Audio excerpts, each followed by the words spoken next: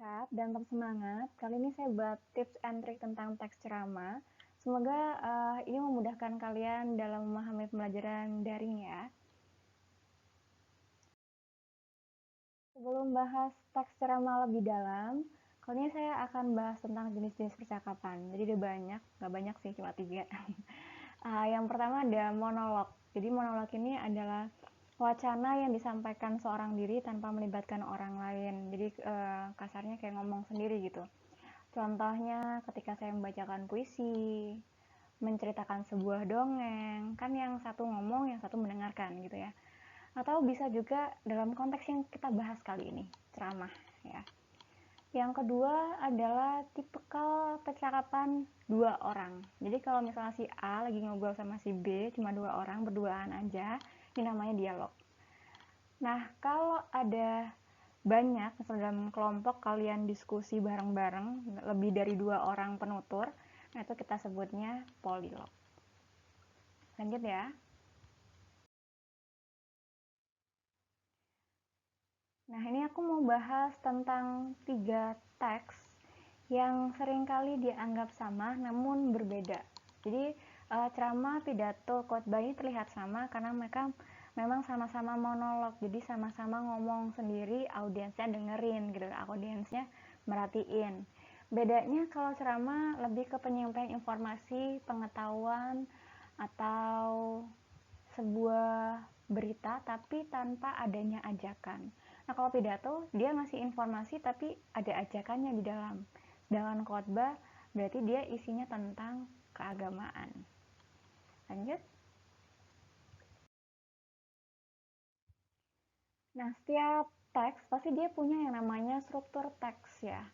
Teks ceramah kali ini ada 3. Jadi yang pertama ada tesis atau kalian bisa sebutnya pendahuluan. Isinya ada isu atau pandangan umum penulis. Jadi kalau misalkan masalahnya apa dulu yang mau dibahas, taruhnya di tesis. Terus yang kedua ada argumentasi atau isi. Isinya pasti tentang pendapat yang diikuti dengan fakta. Karena kalau isinya cuma pendapat doang, dari dia masuknya ke opini strukturnya, bukan argumentasi. Jadi argumentasi itu sebuah pendapat yang bisa kita percayai. Untuk buat orang percaya sama kita, berarti kita harus kasih hal-hal yang valid, yaitu fakta. Terus yang ketiga, yang terakhir adalah penegasan ulang atau kalian bisa sebutnya penutup. Ini isinya tentang simpulan dan rangkuman atau bisa salah satu. Kamu isi simpulan doang juga nggak apa-apa, diisi rangkuman aja juga nggak apa-apa. Lanjut. Ada struktur berarti ada kaidah bahasa. Yang pertama yang mau dibahas adalah pronomina. Jadi pronomina yang digunakan adalah pronomina persona, kata ganti orang kalau nggak tahu. Nah, kata ganti orang yang digunakan tidak semuanya, tapi cuma kata ganti orang pertama. Aku, saya, ya kalau memang dia mewakili instansi berarti boleh pakai yang jamak kami gitu. Terus kalau satunya lagi adalah pronomina orang kedua yang digunakan adalah yang jamak karena kalau di pidato kan seringkali menggunakan para hadirin ya, bagaimana kalian kabarnya, nah kata kalian, nah itu berarti dia pakai kata ganti orang kedua yang jamak yang sifatnya banyak.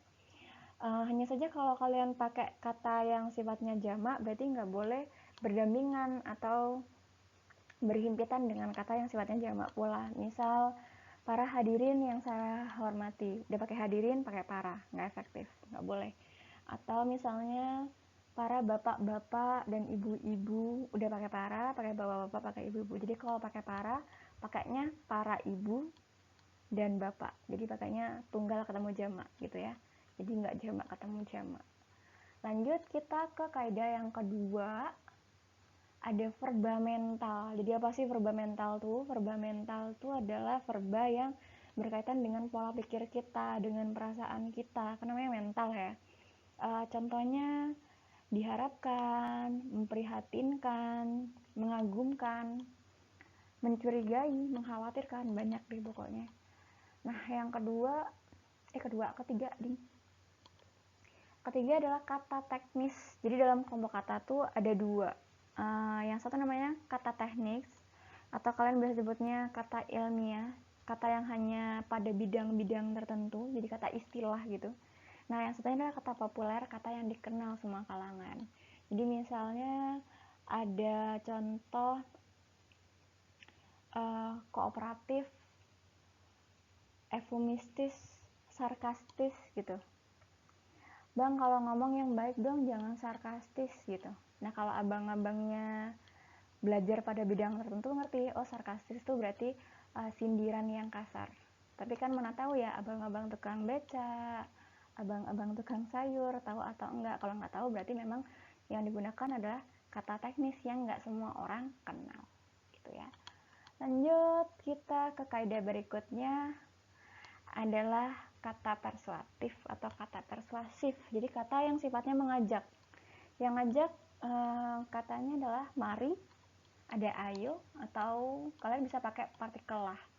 Misalnya pakailah masker setiap keluar rumah, kan ngajak kalian untuk pakai masker kemana aja kalau keluar rumah ya. Bersihkanlah rumahmu setiap hari, ngajak kalian untuk bersih-bersih rumah tiap hari kayak gitu. Itu namanya partikel lah. Kenapa disebut partikel? Karena memang dia nggak bisa berdiri sendiri, jadi harus nempel sama kata yang lain, jadi namanya partikel. Lanjut, kaidah yang berikutnya adalah konjungsi, kausalitas, dan temporal. Jadi kalau masih ingat, konjungsi kausalitas ini pernah Ibu bahas di teks eksplanasi. Kemudian kalau yang temporal pernah dibahas di teks prosedur ya. Jadi kausalitas itu yang menyatakan sebab akibat, boleh pakai karena, boleh pakai sehingga ya, boleh pakai akibatnya, banyak. Terus kalau temporal kalian boleh pakai selanjutnya, boleh pakai lalu, boleh pakai sejak, saat, banyak lagi. Oke, semoga kalian paham. Kita lanjut lagi. Nah, ini adalah metode ceramah. Jadi ada 4 di sini. Yang mau dibahas duluan adalah naskah. Jadi semuanya ada kelemahan sama kelebihannya. Si naskah ini kelebihannya karena saya baca, berarti nggak akan ada satupun yang kelupaan. Jadi sistematis, urut gitu. Cuma kelemahannya saya nggak bisa fokus sama audiensnya, tidak bisa fokus. Kenapa? Karena saya sibuk baca, ya kan. Terus kalau hafalan, hafalan ini sebenarnya kelebihannya kita fokus sama audiensnya. Jadi audiensnya nggak akan sibuk main HP atau nggak akan sibuk ngobrol sama yang lainnya, karena kita punya eye contact sama audiensnya. Cuma karena hafalan itu ada risiko lupa, berarti dia ada kelemahan tidak sistematis.